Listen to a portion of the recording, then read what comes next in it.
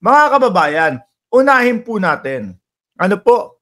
Yung magandang balita. Nako, kapatid ni Kibuloy ata ito sa mga gawain Kapatid ni Kibuloy sa gawain. Arestado din ho, mga kababayan. Ano ibig ko sabihin sa gawain? Pareha sila ng kaso, mga bossing eto po. Ang galing po talaga, no, ng Department of Interior Local Government o DILG sa pangunguna po ni Secretary Ben Horabalos. Ito na po ang balita natin sa una, mga kababayan. Together with him is the Chief of the Philippine National Police, Police General Romel Francisco Marbil. Sa pangunguna din po, no, ng Chief ng PNP at ng kasama na din po ang mga PNP natin, mga kapulisan. And the Chief of WCP.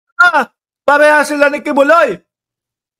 Takip ang mukha din. Machuchukstugo na naman ito. Nako, baka iba naman ang kumuha nito. Ano? Kung yung isa, chukstugo, si Kibuloy, eto naman, baka mga undocs naman. Baka mga undocs naman ho ang kumuha dito. Ano po ba ang kaso nito? Ganun din ho kung ano yung mga kaso ni Kibuloy. Police Brigadier General Portia Manalad, ma'am. Good afternoon, sirs and ma'am.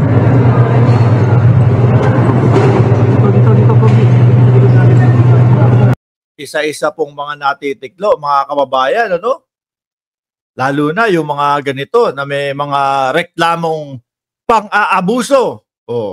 I-skip na natin. Nga tayo na nadakip na ang taong ito. Kaya gusto ko hong pasalamatan ang kanilang Pangulo, no, na napakabait talaga, President Mohammed bin Zayed Al Nahyan, no, ang UAE President, at ang Dubai Chief of Police, si Lieutenant General Abdullah Khalifa Al Mari, at si Lieutenant Colonel Dana Humaid Marzoki, at lahat po. Lahat po ng operasyon na ito ay, of course, hindi magagawa kung si Chief Marbil po ang tumutok at si General Portia. Tingnan nyo, mga kababayan. Tingnan nyo, mga kababayan. Doon sa Kojik, kung paano yung mga pambabastos nila sa ating mga kapulisan. Kung paano nila ipamukha sa Pilipinas na ang ating mga kapulisan ay mga kriminal. Ano po? Tingnan nyo po kung sino ang gumagawa, kung sino ang humuhuli doon sa mga umaabuso, doon sa mga nangaabuso, lalo na po mga menor de edad. Ating mga kapulisan po, baka mamaya kayo dyan sigaw kayo ng sigaw na walang ya ang ating mga kapulisan, pero kapag kami nangyari sa inyo, rekta nyo din, hingi din kayo ng tulong sa ating mga kapulisan. Huwag ganoon, mga boss. Hindi pwedeng maging selective ang ating mga kapulisan. No? Nang dahil lang inaaresto yang si Kibuloy ninyo, tapos sasabihin ninyo, walang ya ang ating mga kapulisan. Tatandaan nyo po, no? Meron man mangilan-ngilan na mga eskalawag, pero karamihan pa din po sa ating mga kapulisan, mga bossing, sa ating mga kasundaluhan, naglilingkod ng tama para sa ating lahat, para mapanatili ang kapayapaan ng Pilipinas. Ito po ang pinag-utos ng ating mahal na Pangulo. Dahil hindi maganda ang nangyayaring lumalabas ang pangalan ng Pilipinas pagdating dito sa mga OSAEC, no, sa mga online sexual exploitation of children materials, may nagsasabi pa doon na parang isa tayo sa top nito. Kaya ang pinag-utos ng ating mahal na Pangulo ay talagang... Tignan nyo ho, mga kababayan, kung ano ang tingin ng ibang bansa sa atin. Nangunguna tayo doon sa mga child exploitation. Kaya talagang kailangan linisin po lahat, mga kababayan. Tignan nyo po yung ginagawa ng ating Pangulo, mga kababayan. Tapos gusto nyong gawin? Pabagsakin ang gobyerno ng Pangulong Marcos? Hindi naman aayon sa inyo ang taong bayan. Malamang po kagaya nung nangyayari ngayon, kayo-kayo lang, Wawalong po kayong sumasama diyan sa tinatawag nyong Mimol-Mower. Marami pa naman ang kapulisan na gumagawa ng tama, sabi ni Darak. At nandiyan po si Ma'am Mitch TV. talagang diinan ito, targetin ito.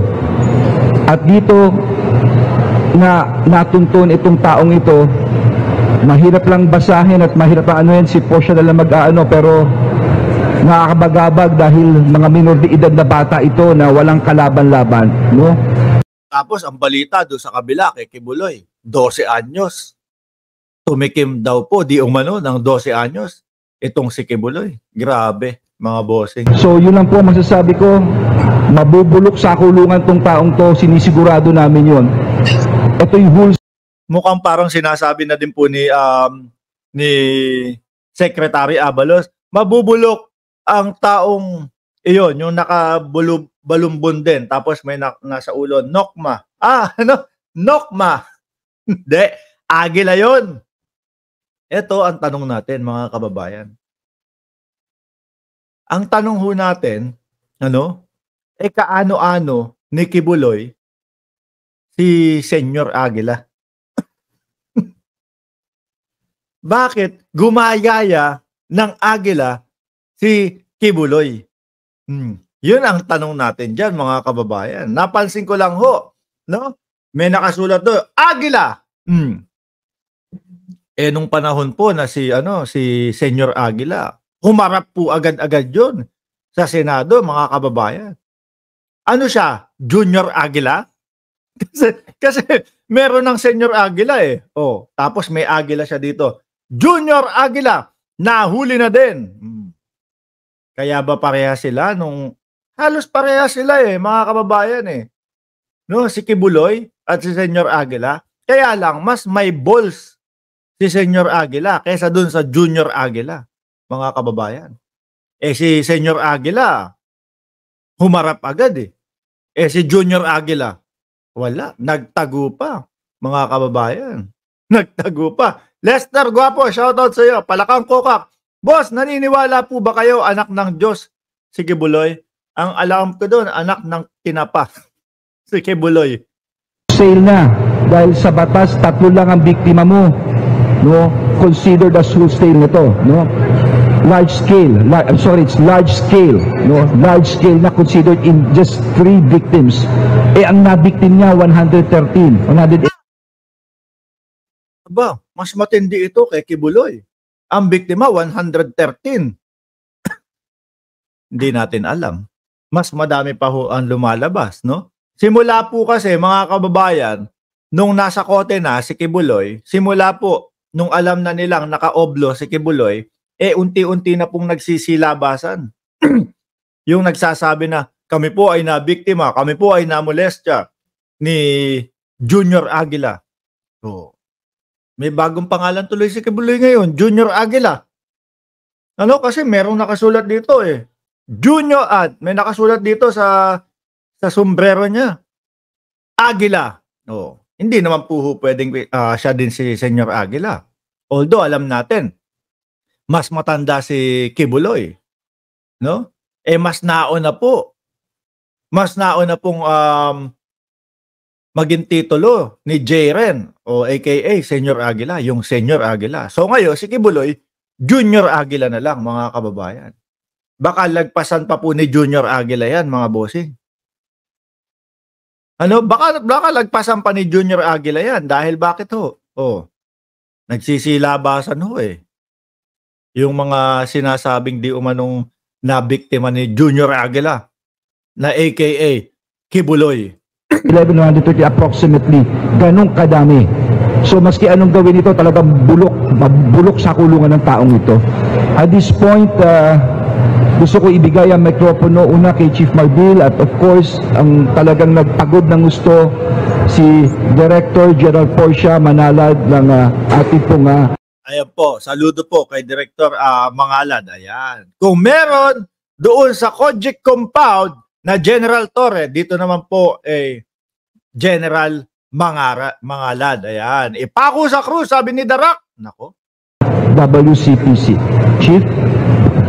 Magandang hapon po sa inyo lahat, no? And tama po yung sabi ng SLG na nagiging epicenter po yung Philippines sa mga ganitong online sexual exploitation. Why? Because mayroon tayong weakness. We are victims. Actually, kung titignan mo, biktima po yung Pilipinas.